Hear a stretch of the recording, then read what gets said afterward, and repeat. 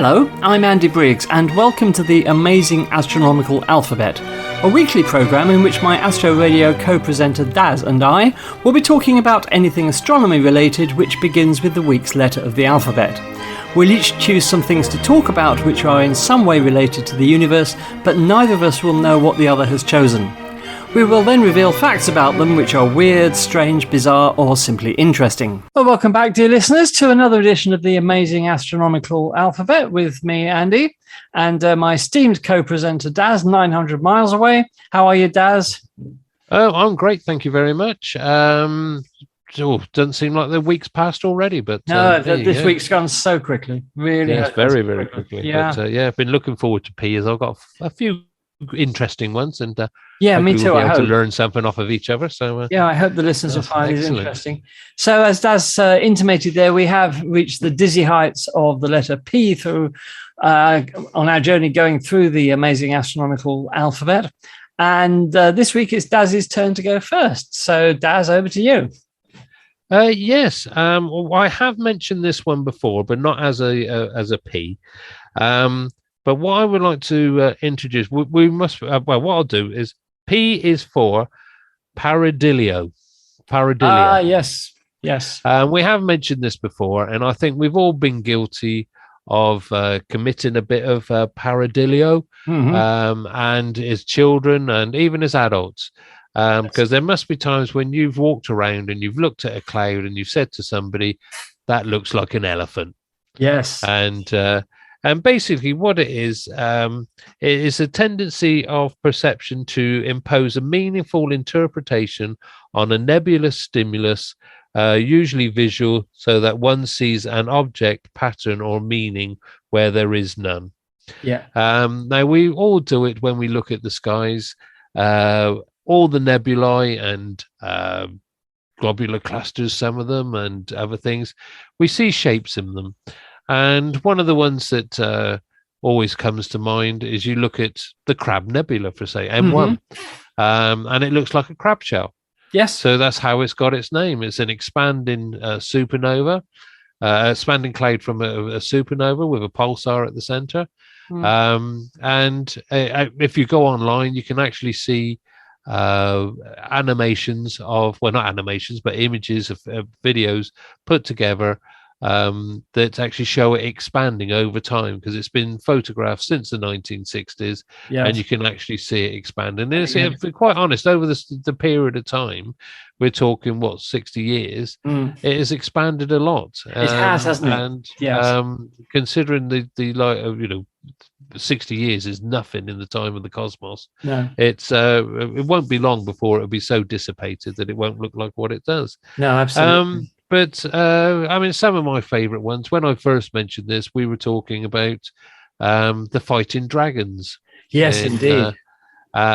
So when you look at that, you can definitely see two fighting dragons. There's Thor's helmet. Yes. The nebula for Thor's helmet, which is, when you look at it, when somebody says it to you, it's Thor's helmet. Yes. With his winged back top and all that. Yeah. And that's probably one of the most realistic, if you like, ones, because that's unmistakably Thor's helmet. Exactly. Unmistakably Thor's helmet. But we see it in globular clusters. There's the ET cluster, where if you look at it, once you see it, you cannot see it. No, exactly. You can actually see the face of the famous ET of the film. That's right. In it. So basically, that's what it was. Just a quick one. I just wanted to bring it up because I think we're all guilty of doing it at some time. I mean, we see faces in toast. We see some people think they see, something like Colonel Sanders' face in a piece of toast or something. Well, I probably should mention that I've actually got a lovely prank that I play on people, because I've actually got a plastic thing that you press into a slice of bread and put it in the toaster, and when it comes out of the toaster, it's an image of the Virgin Mary. And it's brilliant, because I play that prank on people who've not had it done to them before, when they're visitors, and I just do loads of toast with the image of the Virgin Mary and wait to see if somebody actually says, "That's the Virgin Mary." They never do, of course. They always say, "What's that funny thing in the toast?" but it's but my sister buys me all this stuff. I've also got an instant believing God breath spray, which is I actually haven't taken out its packing. I want to keep it as it is. It's so funny, one squirt of this will instantly make you believe in God, and freshen your breath at the same time. I mean, what more could you want? So there we are. Okay. Yeah, also, sorry, you carry on. No, I was going to say that perhaps the most famous example in recent years of pareidolia is the famous face on Mars. Yes, I was going to bring that up. Yeah. Oh, exactly. Yeah. No, go on then. Tell us about. Yeah. No. I was just going to say exactly what you just said. You got the famous mask on Mars, which just turns out to be an outcrop of rock. Yeah, just a lump of rock, which, when looked at and viewed when the sun's in the right. I mean, we also do it with the moon. Yes, you've got the man in the moon. You've got the rabbit. Yes. And somebody pointed out that if you look at it on a full moon, there's even a T-Rex playing football. Oh, really? Once you've I'll see if I can dig out the image for you. Yeah. And when you look at it, it encompasses all the Maria and all the darker areas of the that, and you can actually see it does look like a T-Rex with its little arms heading a ball. Oh, how sweet! Yeah. How sweet. So once you see it, you can't miss it. Do you see this? This is all part of our This is all part of our psychological defense systems, isn't it? Yeah. To see meaningful patterns in something, so we can assess whether it's dangerous or not, and that's where it comes from.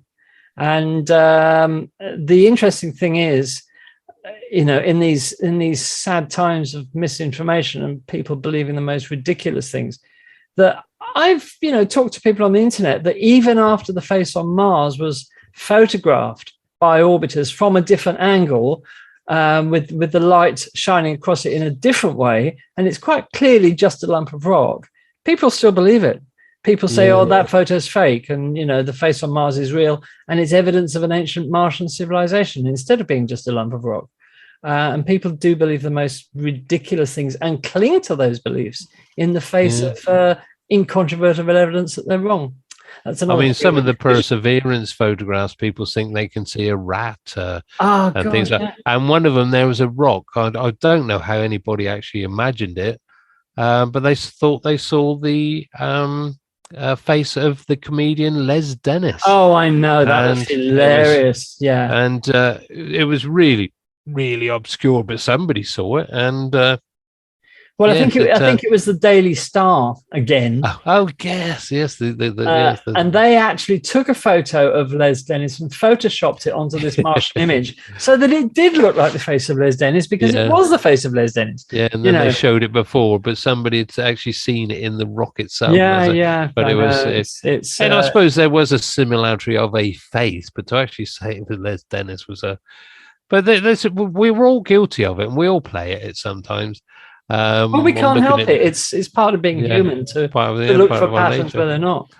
And this is why with AI and things like that, unless we can actually train AI to play pareidolia, then it will miss things when we try to ask them to search for things. It's searching, like you say, searching for patterns. Yeah, absolutely. And things we recognize, and we're always looking for something to basically console us and things like that. So yes, that was just a quick one.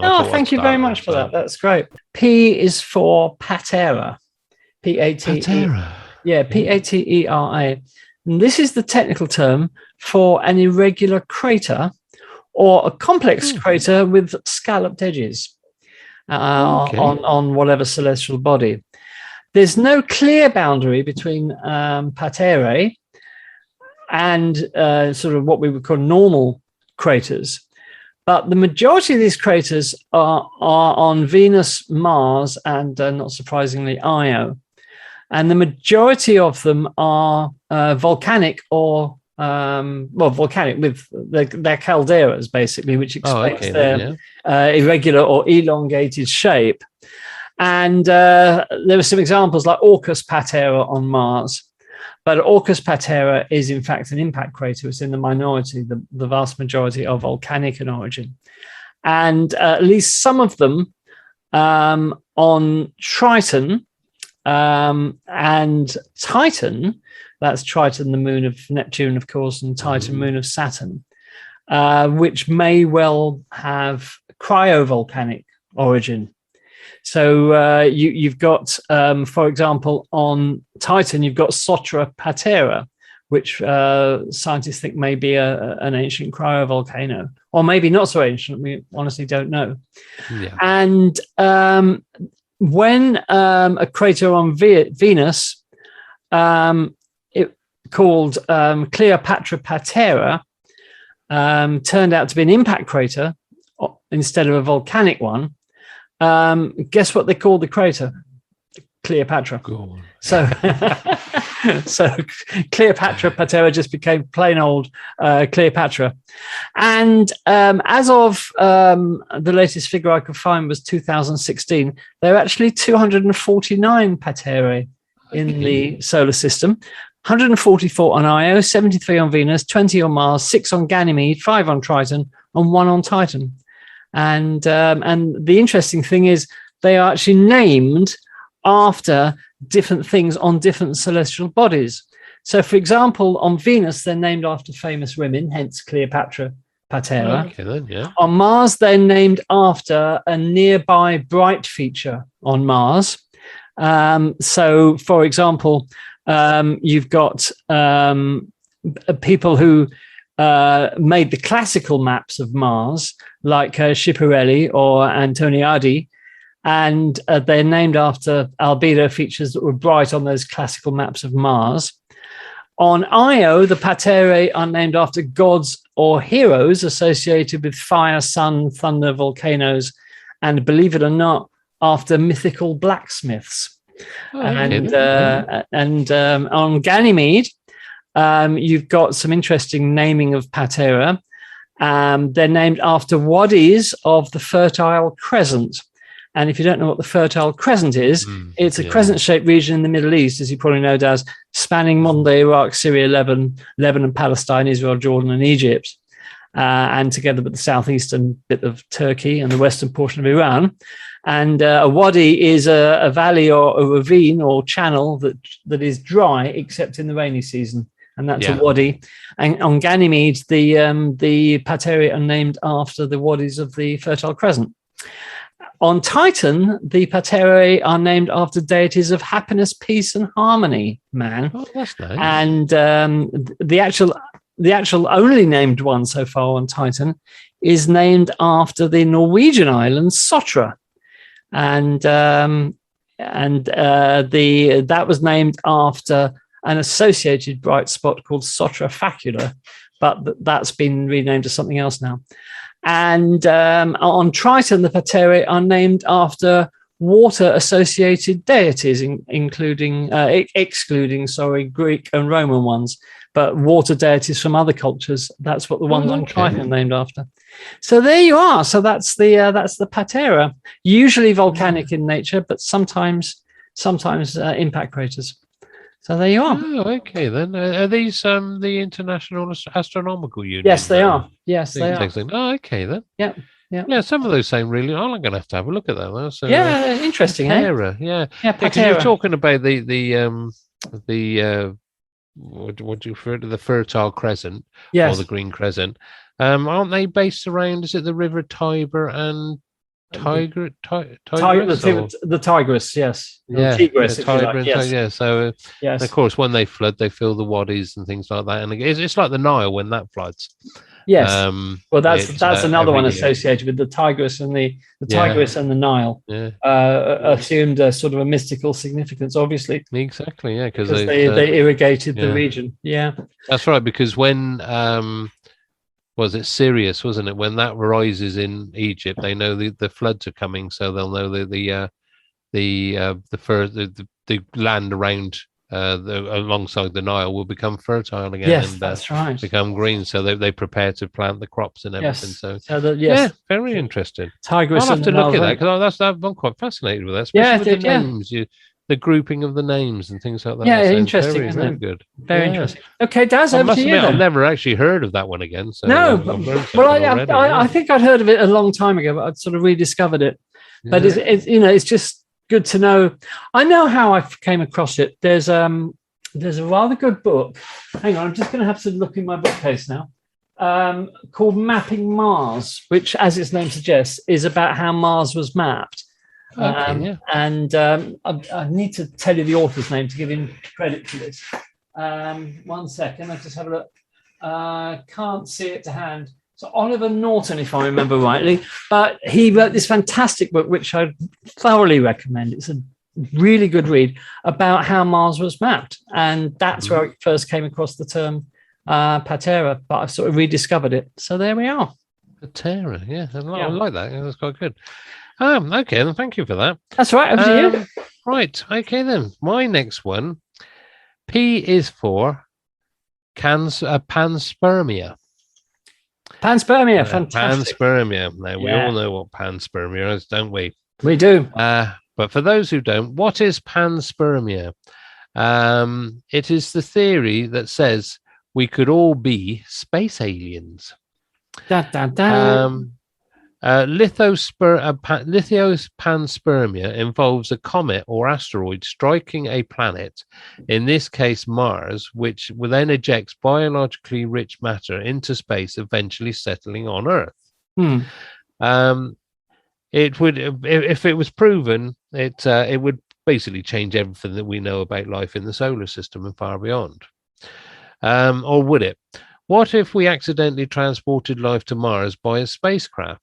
And what if that is how life moves around the universe? A new paper published this week in Frontiers in Microbiology explores the possibility that microbes and extremophiles may migrate between planets and distribute life around the universe.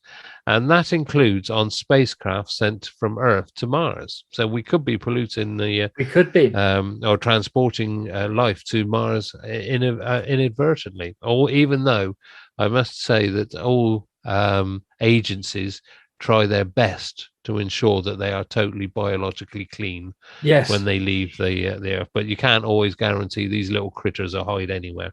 So this is the controversial theory of panspermia. So what is panspermia?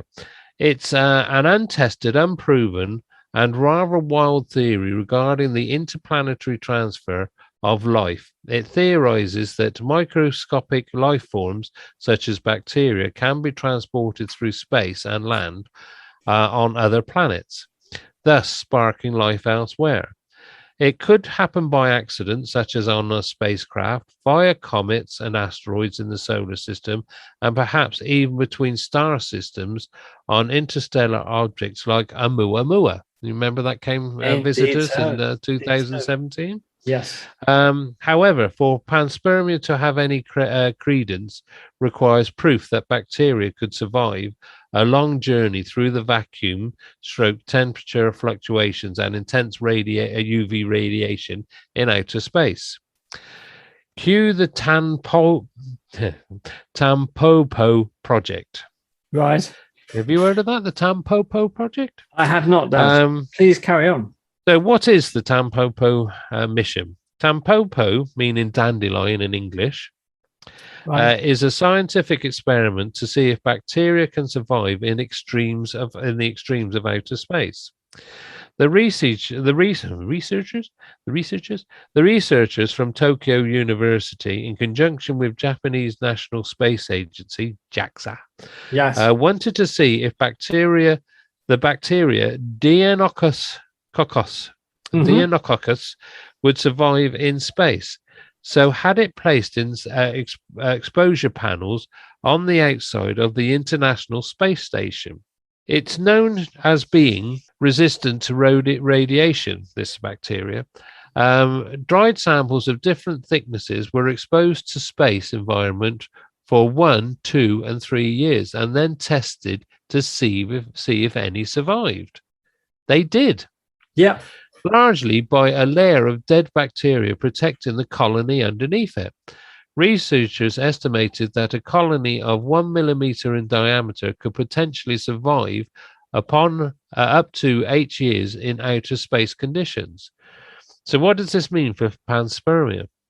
The results suggest that Deinococcus could survive during the travel from Earth to Mars Mm. and vice versa, which is several months or years in the shortest orbit. That means spacecraft visiting Mars could theoretically carry microorganisms and potentially contaminate the surface. However, this isn't just about Earth and Mars. The ramifications of panspermia, if proven, are far-reaching. The life on Earth is the biggest mystery of the human beings, and scientists can have totally different points of view about the matter. Sure. Some think that life is very rare and happened only once in the universe, while others think that life can happen on every suitable planet. If panspermia is possible, life must exist much more often than we previously thought. So, what is lithiospanspermia?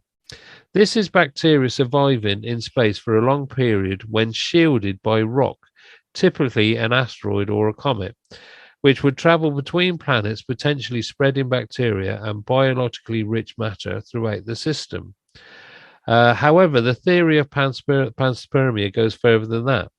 So you could also have interstellar panspermia and galactic panspermia. That's right. This is the hypothesis. It's one with zero evidence, though. That life exists throughout the galaxy or the universe, specifically because bacteria and microorganisms are spread around by asteroids, comets, space dust, and possibly even interstellar spacecraft from alien civilizations. And this is where the Oumuamua came in. I have to say that I find the idea of intergalactic panspermia ridiculous. Because I think it's a step too far. What life is going to survive the millions of years countless millions of years that it would take to travel from one galaxy to another? It's but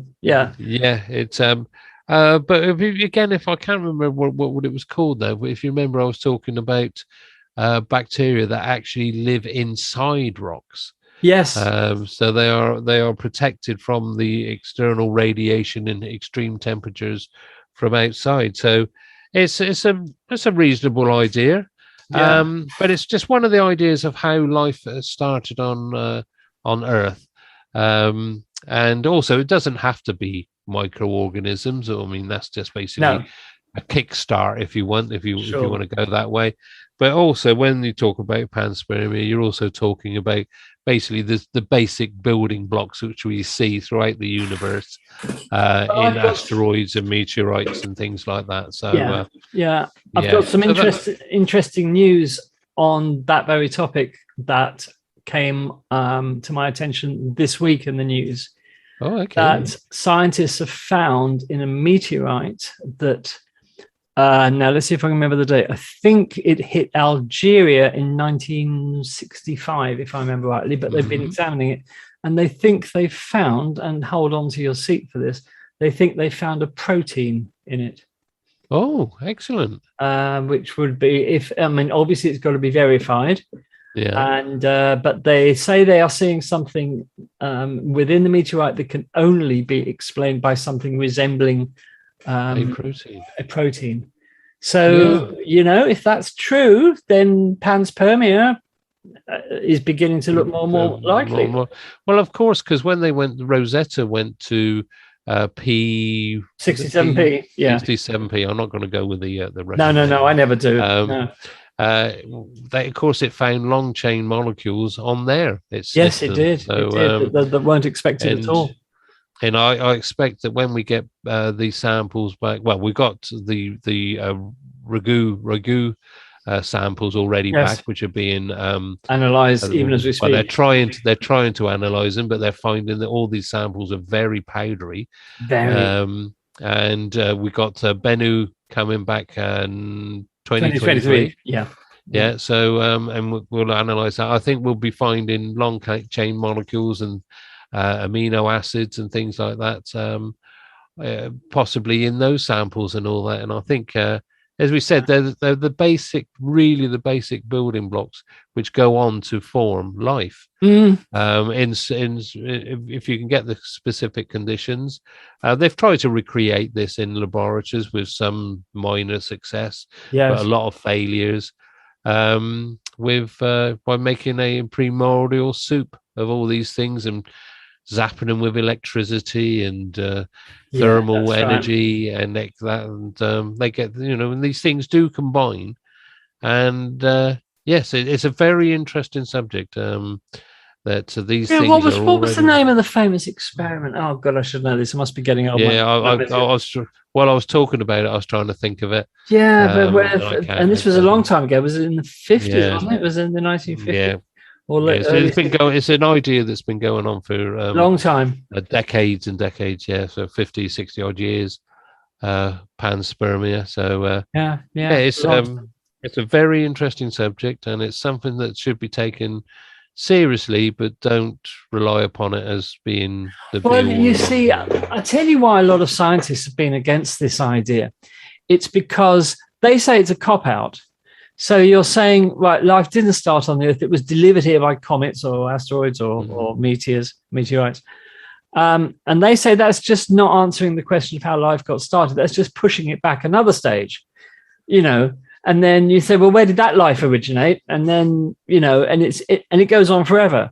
So if you're asking for a definitive, how did life in the universe get started? I personally think the answer is you can't answer it because it happened everywhere.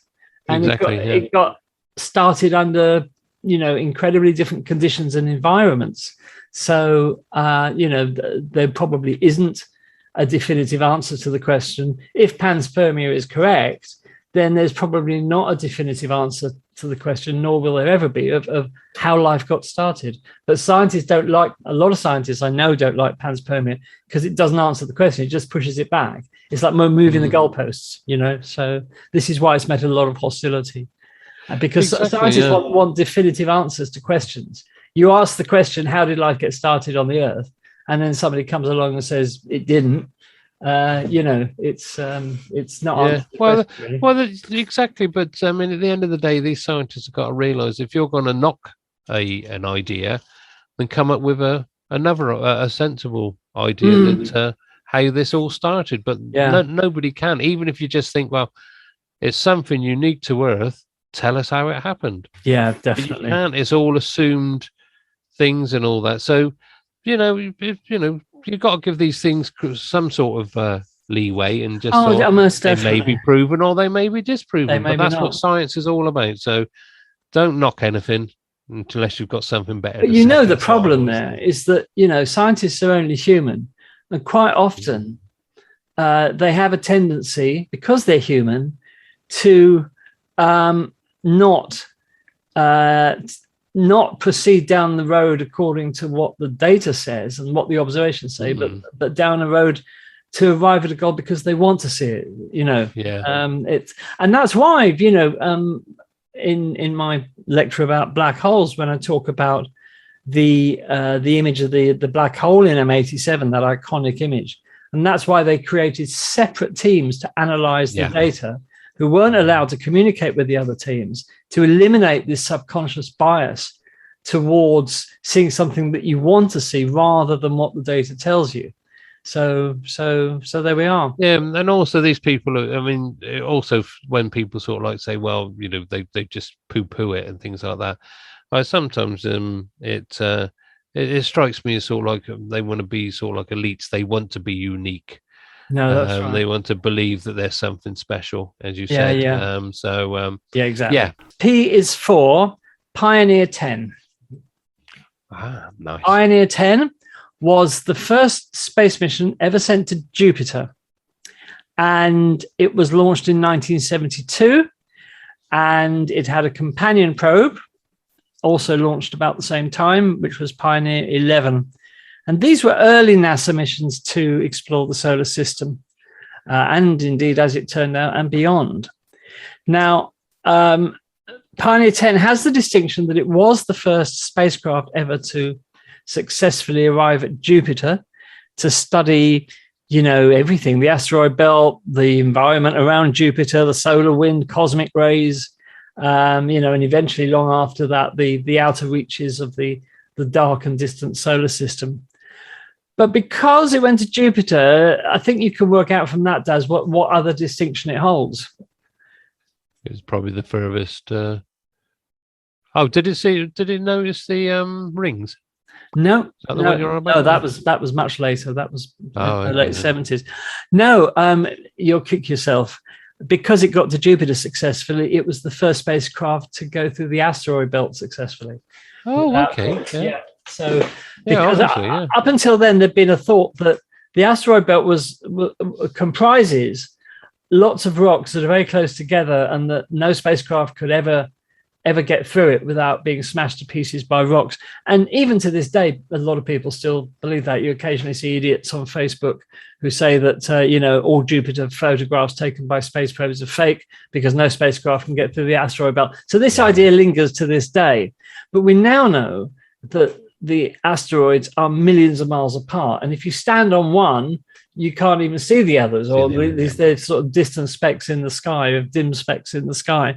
And a lot of people get this idea, of course, from Star Wars, because in Star Wars, I'm not sure on how many occasions, but at least one that I know of, that non-starter of a practical spaceship, the Millennium Falcon, travels through an asteroid belt or a rock field or whatever they want to call it, and the rocks are really, really close together. And that doesn't happen in reality. It really, really doesn't. It's not. So not in this solar system anyway. Yeah. But it's unlikely to happen in any other solar system because the rocks would drift apart under the under their own gravity. They'd be gravitationally pulled apart. So it was the first spacecraft to, as I said, to traverse the asteroid belt and not get destroyed. No spacecraft has ever collided with anything in the asteroid belt, which proves my point. Yeah. First mission to Jupiter. When it got to Jupiter, it took about 500 images of Jupiter, and it made its closest approach on December the 3rd, 1973, and got to within 83,000 miles of Jupiter. And also, it created an infrared map of Jupiter, which demonstrated a long-held belief that Jupiter radiates more energy than it receives from the sun. So we know that Jupiter's got this heat source as a result of it still cooling down since the formation of the solar system. And because it's such a huge planet, it's taking a long time to cool down. And it radiates, I think, twice as much heat than it receives from the sun. So Pioneer 10 was the first spacecraft to map that so that it could be studied in detail. And then, of course, after that, it didn't go on like the Voyagers, or like Voyager 2 anyway, to Saturn, Uranus, and Neptune. It made a right angle and ascended, if you like, above the solar system, leaving the solar system on a trajectory at 90 degrees, more or less to the plane of the ecliptic. And the last signal from it was received on January the 23rd, 2003. And at that point, it was 80 astronomical units, or 12 billion kilometers from the Earth. And it was a very, very weak signal. And NASA, JPL anyway, made many attempts to contact it. And the last attempt they made before giving up was on March the 4th, 2006, because the antenna of the spacecraft, they knew at that point, would be aligned with the Earth. And there was absolutely no reply. So that was the end, basically, of our contact with Pioneer 10. But we know where it is because, we can calculate where it is, even if we can't talk to it. On January the 3rd, 2019, which is the latest figure I could find, it was predicted to be about 11.4 billion miles from the Earth, about 122.5 astronomical units, traveling at 26,720 miles an hour relative to the sun, and traveling outwards at a rate of about 2.5 astronomical units per year. And believe it or not, Voyager 2 is going to overtake it. Oh, okay. In terms of distance. And it's expected to overtake it around April 2023. At the moment, sunlight is taking nearly 15 hours to reach Pioneer 10. Can you imagine that? Oh, yeah. And And whereas from the Earth, the brightness of the sun is about minus 25, isn't it? From the spacecraft, it's now only minus 16. And for anybody who doesn't know the magnitude scale, each magnitude is either 2.5 times or 2.5 times brighter, or 2.5 times fainter than the preceding magnitude. And it's if you want to find it in the night sky, you can look to the constellation of Taurus, because that's where it is. It's heading roughly towards Aldebaran at the moment. And if it's left undisturbed, if nothing happens to it, it is going to join the two Voyagers, and of course the latest addition to our list of human spacecraft that are or are going to be interstellar, which is of course New Horizons. And it is heading, Pioneer 10 is heading in the general direction of Aldebaran, which is 68 light years away at the moment. And but if Aldebaran wasn't moving, it would require about 2 million years to get there. But of course, in the meantime, Aldebaran would have moved. Yeah. But before that, in about 90,000 years, Pioneer 10 will pass about 3/4 of a light year from an obscure star. It's a K-type star called HIP 117795, and that will be the closest stellar flyby in the next few million years of all of our interstellar spacecraft. So it's a fantastic story. Sometimes you sit back and you think, gosh, that's amazing. Humans have actually got several spacecraft that have left the solar system or on their way to leaving the solar system so long after humans have disappeared from this planet, which, as we know, the longest possible time that humans have got left on this planet is about 1 billion years, because the sun's radiation will have increased as it approaches its pre-red giant phase in about 1 billion years, and that will sterilize all life on the Earth, with the possible exception of tardigrades, because we know those buggers hang on for to everything. It takes more than a bit of X-rays and gamma radiation to kill off a tardigrade. But of course, we talk about humans having 1 billion years left on the Earth. In 1 billion years, we won't be remotely human, and it'll be our distant descendants, whatever evolution has turned them into, providing that humans don't mess up and extinguish themselves from this planet, assuming that eventually the human race gains a few wisdom teeth, then there is a possibility that we could, or our distant descendants, which will look nothing like humans, and we'll have no memory of humans, of course. And to me, there's something desperately romantic about all this. That if you think about what humans might have evolved into in 1 billion years, 1 billion years is an incredibly long time. Yeah. And just to give you an example of how big 1 billion is, if you had an inexhaustible supply of banknotes and you stood out in the street and you gave, let's say they're dollar bills, and if you gave a $1 bill to every passerby every 10 seconds, do you know how long it would take you to dish out the $1 billion? Oh, probably be something like thousands of years. Well, it's not quite thousands, but it's a few hundred years. Okay, then. So if you think of that in terms of individual years, I think it was 270 something years it would take you to give out $1 billion if you were giving out a $1 bill every 10 seconds. It's amazing. And to think what this planet and its inhabitants might look like in, not even 1 billion years, just in, say, 500 million years. And this is why I like looking at, sci-fi art that depicts things like this, because it really, gets the imagination. Yeah. And some sci-fi artists, they capture this really well, the Earth of the far future, where nothing is recognizable. And that but then again, if you follow that incline, I mean, a few things that we've had back in the 50s and 60s and before that of depictions of the future and all that. Yeah. I mean, we should be holidaying on the moon. But no, absolutely. But yes, it is interesting when people speculate what where the future lies, and things like that. It's just, but then again, there's also a lot of things out there that could completely curtail all this in one foul swoop. But going back to Pioneer and all that, I think that the Voyager probes are something really special. We're still in communication with them. They're trundling their way out in that cold, immense space into the unknown, and and they're still occasionally phone home, giving us a little bit more data, increasing our knowledge of what's out there. And it's like you say, it's just absolutely amazing that these objects are out there, and they're going to be out there possibly forever.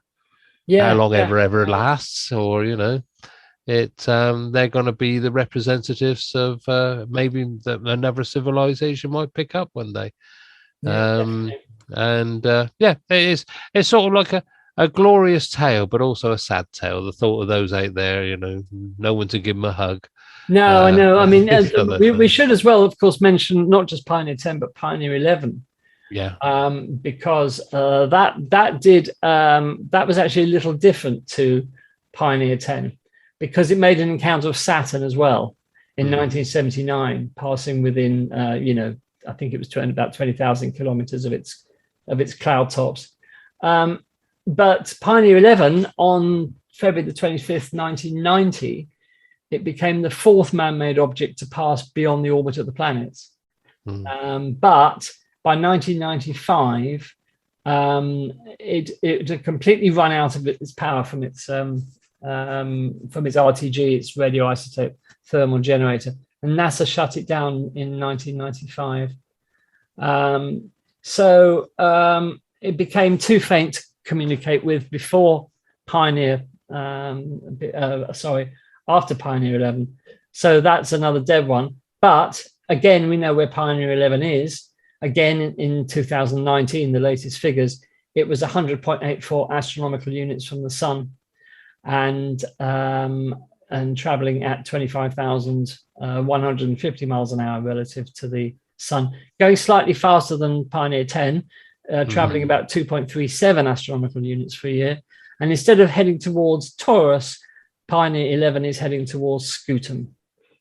So excellent. And 8,000 years after the encounter that I mentioned with Pioneer 10, in 900,000 years, in 928,000 years, Pioneer 11 will pass within a quarter of a parsec of a K-dwarf star called TYC 9921921. There you are. So, excellent. And again, it's been overtaken by the Voyager probes, and Voyager 1 is now the most distant object out there ever built by humans. Okay, my P is for Psyche. As in Asteroid 16 Psyche. The king of heavy metal. Yeah, in theory. In theory, indeed. In theory, yeah. It's, as you said, it's heavy metal. It was thought originally back in 2019, or even before that it was actually the core of a planetesimal, or a protoplanet, which has had a severe collisions, and probably several since, and all that was left was the core, the metal core, surrounded by some silicate matter and stuff like that. But of course, within this core, they think there is things like titanium, gold, loads of heavy metals, which could be, and the theory is that maybe it might be an idea to pop out, send Bruce Willis or something and do a bit of a mining job on there, and bring all these things back. Yeah, because they're meant to be worth more than the world's entire economy, aren't they? Exactly. It is actually considered to be 10,000 quadrillion dollars, which is a 1 with 19 zeros after it. That shows you what they're talking about.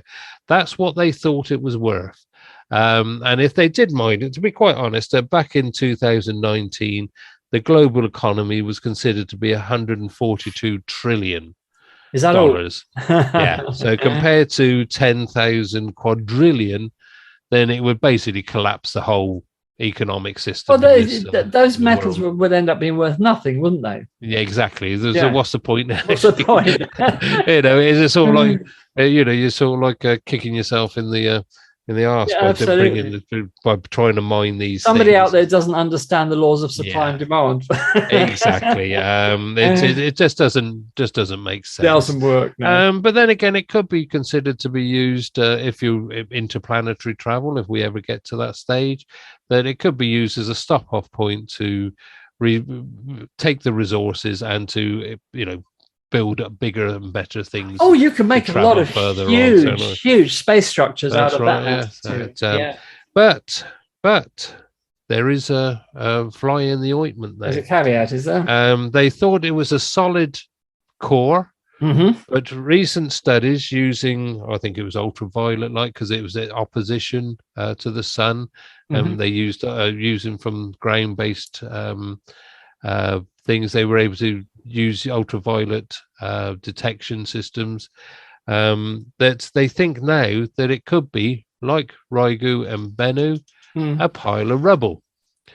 It's still got a high density, high amount of metal in the system, but it's gone from basically being, if I can find the figures, I've lost my page, from being considered something like 93% of solid metal, with the rest being made up of silicates and things like that, a rocky crust on there. That is now a pile of loose rubble, like, as I said, like the Bennu, as we found out, and that it could be as little as it's still 80. They think about it's all like 83-85% metal in it, but of course the density now means that it's going to be worth so much less. There's not the money that they thought there would be. I mean, it'd still be interesting to go and think, because it's a massive object.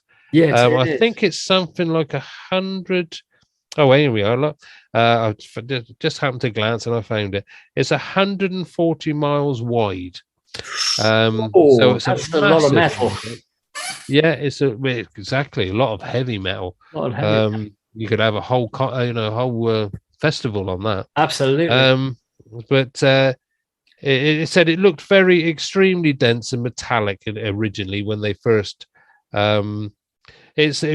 Basically, it was the 16th asteroid ever discovered back in 1852. Oh, that long ago! I didn't realise that. Yeah, it was. That's when it was first discovered. Right, and then further surveys, they decided that it was this core of the thing. But now, subsequent surveys are saying now it's not what they thought it originally was. Right. It's still worth quite a bit of money if you did visit it, because as I said, it's about 85% now heavy metals, but the density just isn't there. So you're not going to get the 10,000 quadrillion dollars that you thought.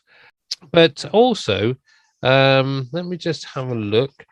I thought you'd like to know. Just I'll have to nip through this briefly because I don't want to hog the thing. Where it got its name from? Psyche. Yes. That must be. I'm going to take a stab in the dark here. That must be some sort of Greek deity. It is. Aha. It is. I knew it. If I can just find it, I know I've got it here. Wasn't she something to do with Zeus? Wasn't she one of Zeus's daughters? No, she was actually a mortal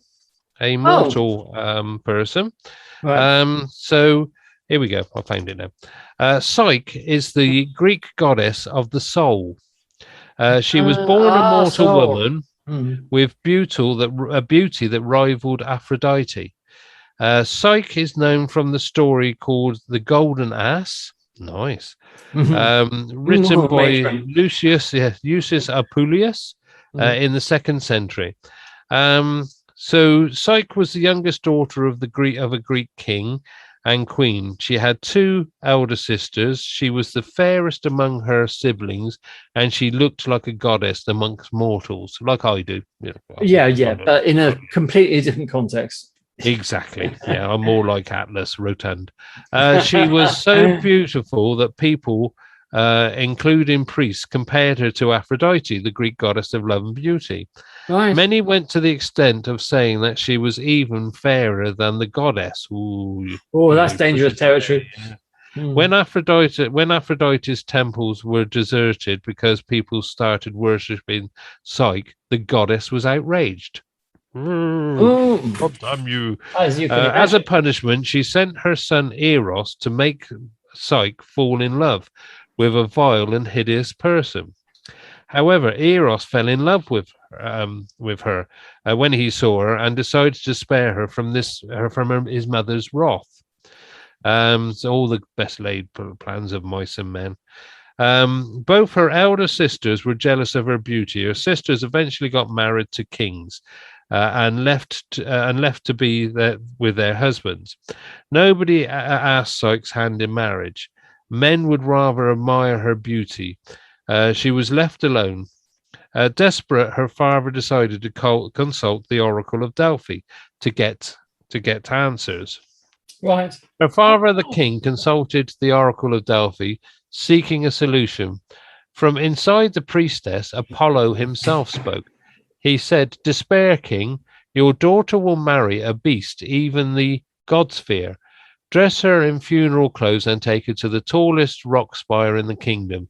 There she shall meet her doom." Oh dear. The king was heartbroken. Yeah, exactly. This is tragic, I tell you. Yeah. The king was heartbroken, but obeyed the orders from Apollo. He dressed her in funeral clothing and took her to the tallest spire in the kingdom. And Psyche awaited the beast, basically for her fate, but she was already despairing at the fact that she'd been told this. So she jumped from the spire, and the kingdom presumed she had perished. But Zephyrus, the Greek god of Lord of the West Wind, had saved her from death. He had taken her to Eros's palace, where she waited until night for Eros to return. There she saw that the palace was very large, and each cupboard would fill with gold. When Eros returned, he said Psyche in utter darkness that she must not look upon his face, and she must not see him. Right. So after a few weeks, basically she carried on, and she was quite happy.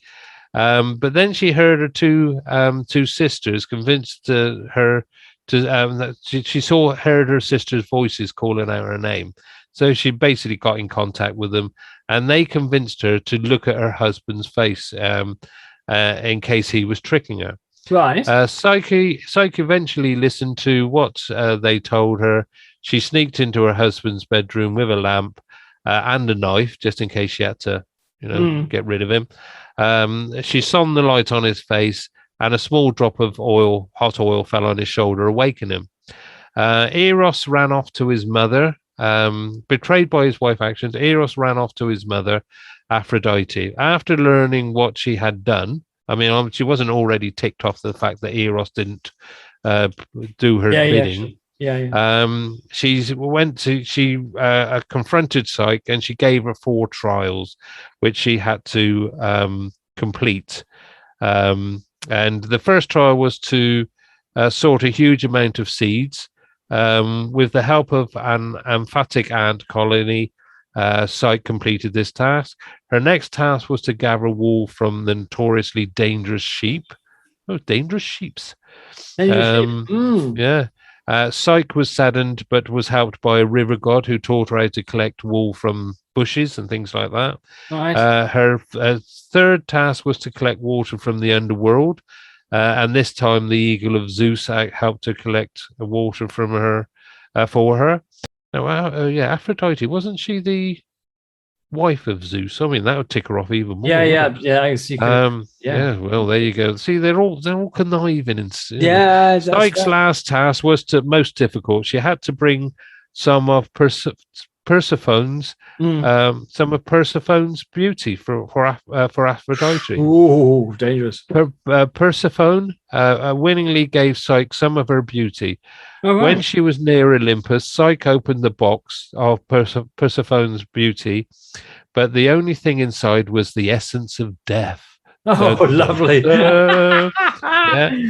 So Psyche died. Fooled you. Yeah. But Psyche died, but her husband Eros, who had forgiven her, saved Psyche's life and took her to Olympus. Psyche was made a goddess of the soul. Psyche and Eros had a daughter, head-on goddess of physical joy. Wow. So that's who Psyche was, and that's where the name actually came from. So just two questions about that. Yeah, you said she had to go through 4 trials.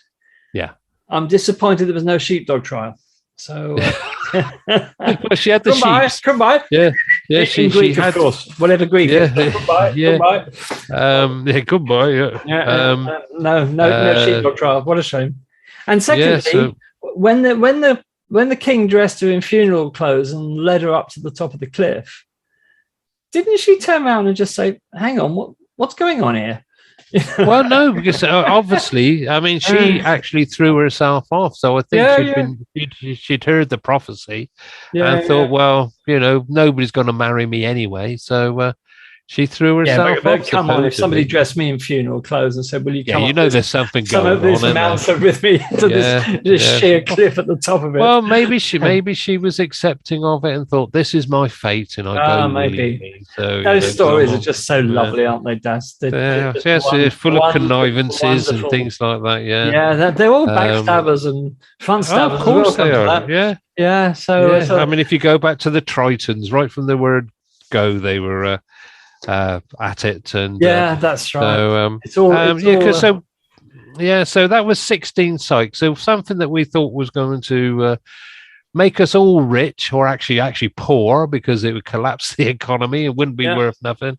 Turns out that it could be still fairly valuable, but not what they thought it was. Not what they thought it was. A pile of rubble. And we should not leave the subject of the asteroid Psyche, or 16 Psyche to be exact, without mentioning that NASA are launching a probe to explore it. Exactly, yeah. Psyche, it's going to be called Psyche as well. Yeah, it's going to be called Psyche as well. Very original, very original. No acronyms. No.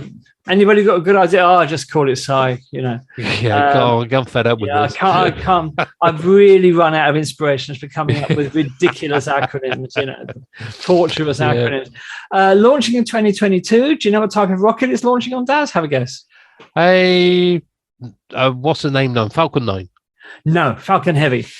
Oh, damn! Thwarted, Dick Dastardly. Yes. It's launching. It's launching on a Falcon Heavy rocket in 2022. It's going to do a gravity assist around Mars, and it's going to arrive at Psyche in 2026, and it's going to observe it for 10 months. So we'll know for sure whether it's we'll know for sure whether the world's economy could be completely sunk by it, or whether just a little bit sunk. So there we are. Is it worth tuppence? Is it worth tuppence? Indeed, in old money, mind you. I saw in the headline Boris Johnson's bringing back imperial weights and measures. So I never left them. I always convert. This makes no difference to me whatsoever. I still convert decimal money into How much is that in old money? Yeah, exactly. So because I still think of 2.5p as a sixpence, and that's right. I think a shilling is 5 bob. Florins 2 shillings, groats, half a crown. Well, it's ridiculous because so many things still use the imperial system in Britain that Boris is obviously doing this as a vote winner. Because let's be honest, his popularity's gone down a bit, and he's doing it as a vote winner without realizing that horses are still bought in guineas, for example. Yeah, exactly. And the race courses is still furlongs. And the race courses are still furlongs. That's just to talk about horse racing. A lot of people, still go and buy their fruit and vegetable in pounds where it's permitted. I never got used to the decimal system, as you didn't, because we were at school, we learned the old measurements. And once you do run your whole life with one system of measurements, it's just so difficult to forget that and move on to a new one. Decimal money, obviously, I have no problem with, but I still think in pounds and ounces and stone, That's right, yeah. Because the subject of weight comes up quite frequently in our house. And not surprisingly. And, I still think in miles. I cannot visualize what 100 kilometers would look like. I know what 100 miles looks like. It's so, let's wait and see what happens. P is for parsec. It's another one of these weights and measures thing, really, because when I was young, no, I'm not going to say professional astronomers didn't use it, but the popular way of measuring distances in the universe was to use the light year as a distance, which is the distance light travels in 1 year, which is about 6 trillion miles. And I've no idea what that is in kilometers, but I don't care. Oh, actually, I've got it here. It's a 1 light year is 3.085678 times 10 to the 13 kilometers. I ask you, how can that possibly mean anything to anybody? Exactly. If you say 3.26 light years is that many kilometers. I can visualize 3.26 light years, but visualizing 3.085678 times 10 to the 13 kilometers, I haven't got a chance. I really haven't, and I don't. Yeah, you'd have writer's cramp just writing it out with all those zeros, wouldn't you? Yeah, that's true. So that's a parsec. It's 3.26 light years, and it's a unit of measurement that is used by professional astronomers universally. No professional astronomers, when they're doing calculations or any other aspect of their work, you'll never hear them talk about light years. You'll hear them talk about parsec. It works for them. That's fine. Doesn't work for me, I'm afraid. No. But you may ask the question, why is a parsec 3.26 light years? And this has quite an interesting answer. It's also to do with parallax. So Daz has talked about parallax on this show before. So basically, when you look at the starry background, and then if you look at the same starry background 6 months later, the stars would appear to have shifted in position because of the Earth's motion around the sun. And that difference, when the stars shift, the difference is known as parallax. So parallax is calibrated with an amount of parallax. What's the shift across the sky because of the change in the Earth's axis? And because we're talking about something, that is measured in degrees and minutes and seconds, the distance at which a star in the sky would have a parallax of 1 second of arc is 1 parsec, and that's where it comes from. So, in other words, if you look at the star in the summer, one of the circumpolar stars, obviously, because you have to look at the stars that don't set during the year. Take one of the circumpolar stars, let's say, I don't know, Alcor in Ursa Major in the Plough, and then look at it again 6 months later, it would have appeared to shifted slightly across the sky because the Earth is on the other side of its orbit. And that, if it shifted by 1 second of arc, the sky's broken down obviously into 360 degrees, then hours, then minutes, then seconds, in the same way that time is. It's subdivided like that. 1 second of arc will give you the distance that the star is at. And that distance would be 3.26 light years. And that was adopted as a standard unit of measurement for astronomy. And, as I said, it means a lot to professional astronomers. I can't think like that. I think in light years, and I'm sure you do too, Daz. Yeah. Yeah, when you have to go through all the like you say, the parsec, and how you have to break it down to get to the parsec. Yeah. With the 360 degrees, and say then you got the hours, then you got minutes, then you got the seconds. It's just a bit of a faff. So let's go. Yeah, I can understand that astronomers wanted something that was a higher or a larger distance than light years. I can understand that, but they could have just had a multiple of light years that was an even multiple. Take 10 light years and call it a decalight year or something. Yeah, like that. You just took the words out of my mouth. Oh, did I? Yeah.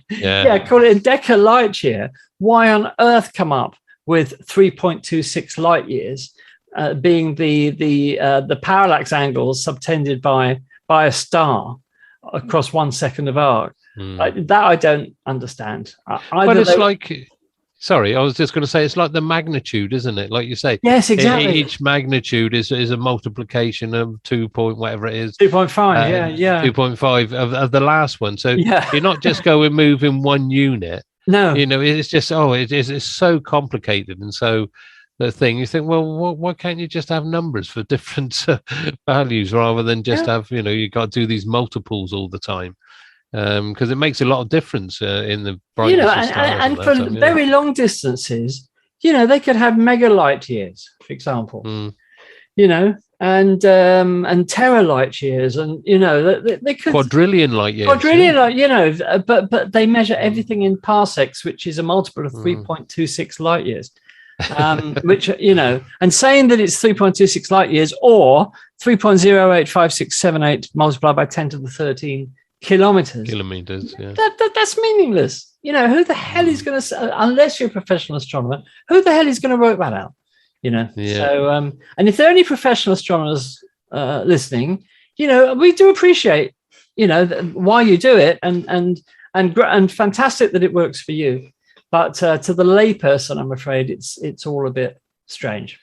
Yeah, I mean, the thing is, like you said, you got to appreciate we're talking about distances that basically are unimaginable, really. But you can understand if you stick to something more simple rather than, like you say, 3.265 light years and things like that. But then again, it's also the same when you go the other end of the scale, when you go to the minuscule down to the atomic level and all that. They do the same sort of thing. And they've got to give something a name, so it's.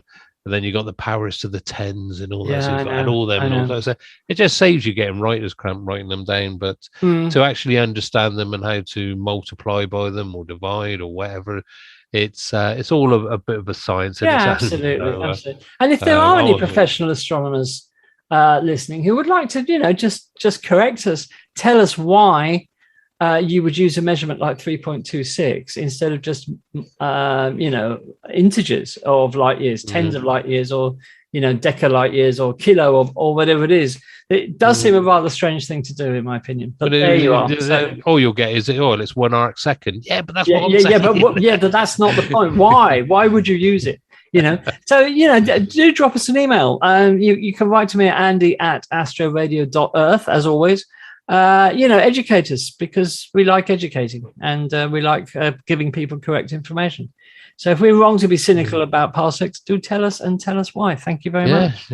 All right then, Daz, I think that's about it for now. That is it. Yes, that is it. Thank you, listeners, for listening. So next we have the hard one coming up, which is the letter Q for next week. The O with a tail. Yeah. With a tail, yes. And that alone makes it a little different. Now, Daz and I, we were a little apprehensive about tackling the letter Q, I think it's fair to say, Daz, because we're not sure how many examples of things in the amazing astronomical alphabet. How many quasars are there? Yeah. Well, yes, there are types of quasars, of course, as we found out earlier, and violent ones.